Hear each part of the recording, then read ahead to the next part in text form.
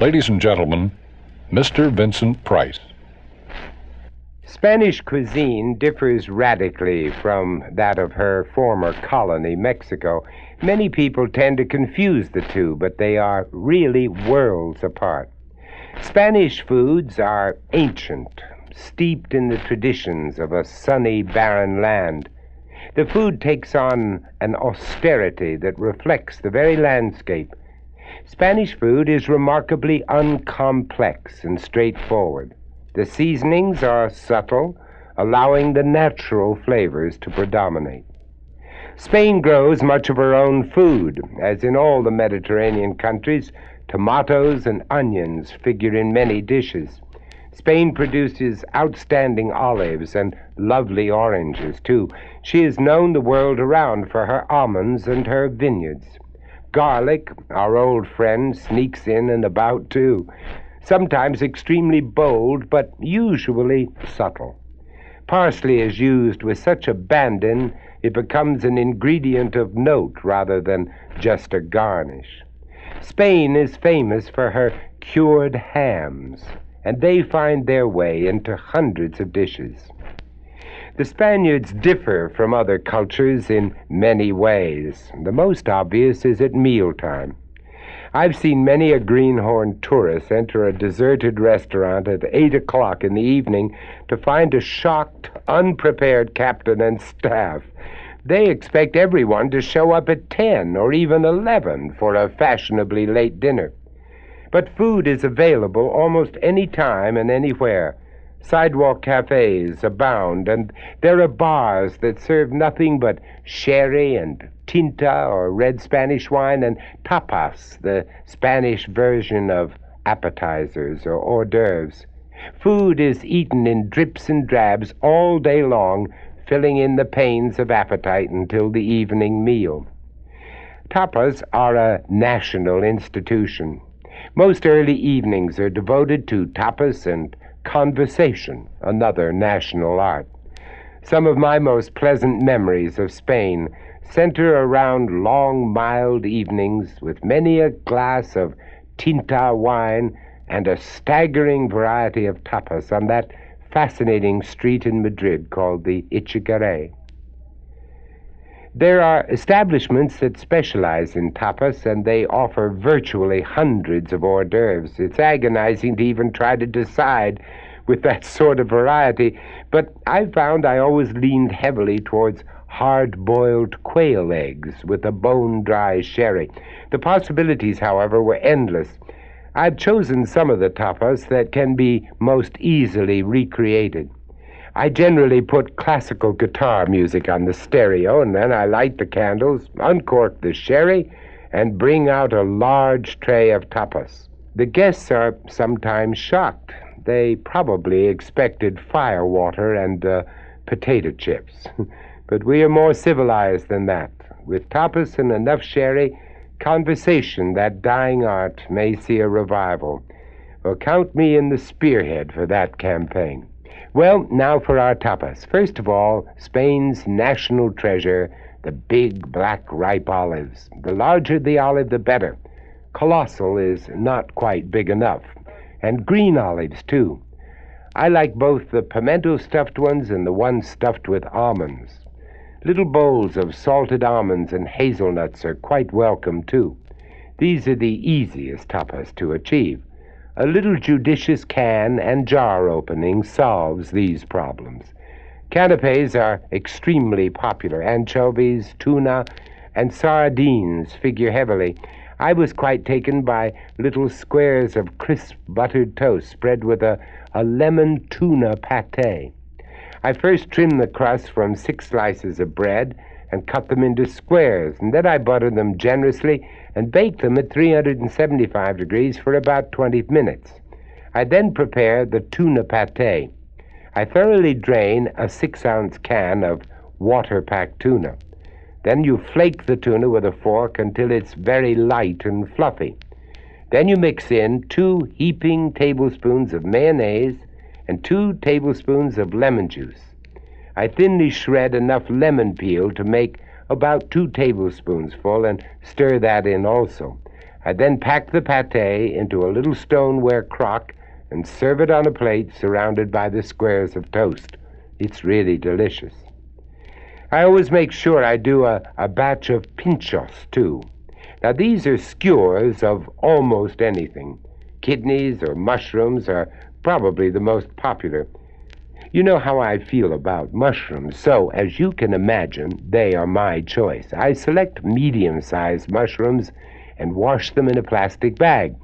I then thread them 3 at a time on bamboo skewers soaked in water. I then melt a cube of butter with a smashed garlic clove. I brush the mushrooms heavily with melted butter, sprinkle them with granulated pepper, and broil them for about 4 minutes, and then serve them. I never serve all the tapas at once, but I bring them out slowly, kind of teasing my guests.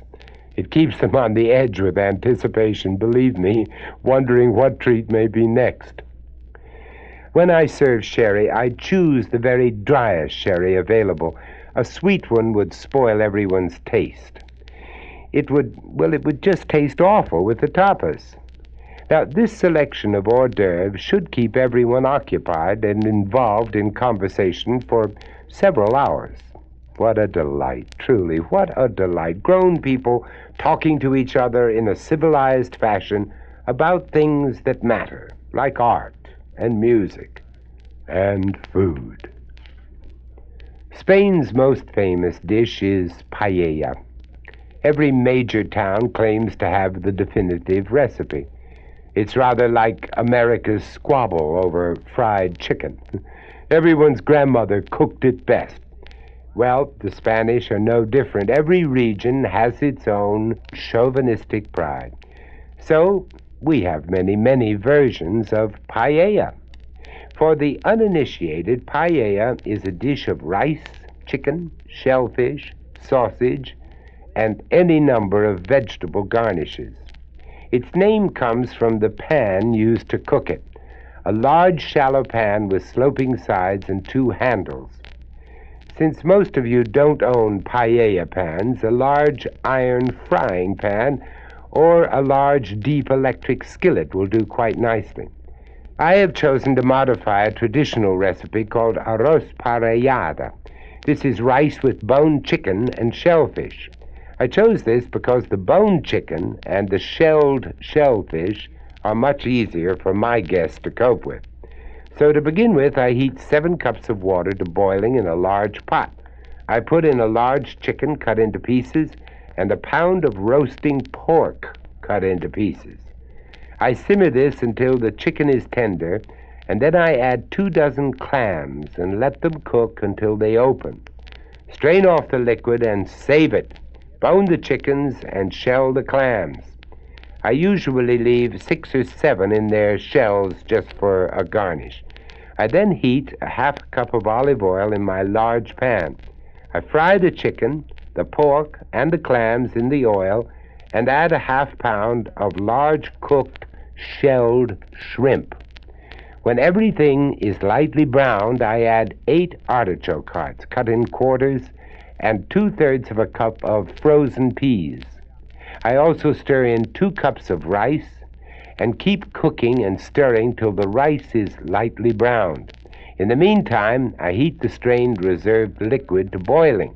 When it's ready, I add 5 cups of the boiling liquid seasoned with 1½ tablespoons of spice salt and a pinch of saffron dissolved in it. Stir it just enough to mix everything.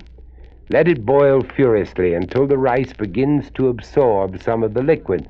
I then reduce the flame to low and continue to cook the paella for 10 or 15 minutes until the rice is done. Don't stir it, or the rice will become, it becomes horribly sort of gummy. It cooks beautifully when it's undisturbed.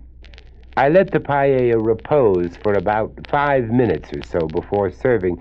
I found that blends all the flavors together. Most people have never eaten a paella. The unusual flavor achieved by cooking fowl, pork, and shellfish together is a more than pleasant surprise. This dish cries for a brilliant white wine. and I prefer a poulet fumé or a white burgundy. A colombor could be used, or a white sangria is also authentic. The wine and the paella create an unforgettable dining experience. The paella has virtually everything in it. The only fitting side dish is a salad. The Spanish don't serve tossed salads, but rather platters of vegetables dressed with a simple vinaigrette dressing. I generally prefer ensalada catalana, a salad served in the style of Catalonia, a province in Spain. I break up 2 heads of washed romaine, then I cover a platter with the lettuce. Now our artistic sense can be unleashed. This is a composed salad as opposed to a mixed salad. So I slice 6 ripe red tomatoes, 2 sweet white onions, and 2 green peppers. If red peppers are available, I add 2 of them too. These can make a stunning pattern of red, green, and white. Come on, be fancy. This is no time to skimp or to be a piker. Now add black olives in every place possible. I then refrigerate this until serving time. When it's ready to serve, I drizzle a mixture of 1/2 cup oil and 1/2 cup wine vinegar and a teaspoonful of spice salt and 1 of granulated pepper all over your composition. I sometimes put cruets of oil and vinegar on the table with the salad. Guests can never resist tinkering with seasoning, so let them. The salad and the paella are a stunning pair. These are unfamiliar foods, but one taste will leave your guests at your mercy, begging for more. My goodness, our reputation grows by leaps and bounds, doesn't it? Spanish desserts are generally based on eggs, milk, and unbelievable amounts of sugar. The flavorings are generally vanilla and cinnamon. I use Watkins vanilla because it has superior strength and it holds its flavor during the cooking process. We're going to make a flan. This is a classic egg custard with a burnt sugar syrup. I make the custard in individual cups because I find nothing quite as enchanting as my very own dessert. A holdover of childish greed, I have no doubt. Nonetheless, first preheat your oven to 450 degrees. Then simmer 4 cups of milk for 6 minutes with a sliver of orange peel and a stick of cinnamon, 1 tablespoonful of vanilla, and 1 cup of sugar. In the meantime, melt 2/3 of a cup of sugar in a small, heavy skillet over a low flame.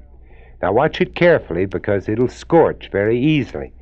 When the sugar is liquid and golden brown, divide it evenly between the 6 custard cups, pouring it into the bottom.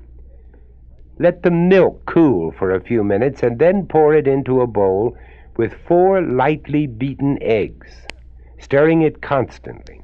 Now, if any foam accumulates, remove it faithfully. Foam makes bubbles in baked custard, and it isn't pretty. Now, fill your molds with the custard and place them in an oblong baking pan. Fill the baking pan 2/3 full of cold water. Place the pan in the heated oven and bake the custards for 40 minutes. The custard is done when the top is firm and lightly browned. Chill these thoroughly in the refrigerator. Unmold them just before serving, dipping each mold in hot water for a second or so to release it. I serve these with a lot of hot black coffee. I usually have almonds on the table again and a plate of butter cookies. This is a fitting ending for a Spanish meal, a simple yet somehow a complex juxtaposition of textures and flavors. The famous Spanish flan. Now put on some more classical guitar music, bring out an ancient sweet sherry or a port, put your feet up, and enjoy your marvelous food and your marvelous guests. Everyone should be thoroughly satiated and satisfied. A classical Spanish evening.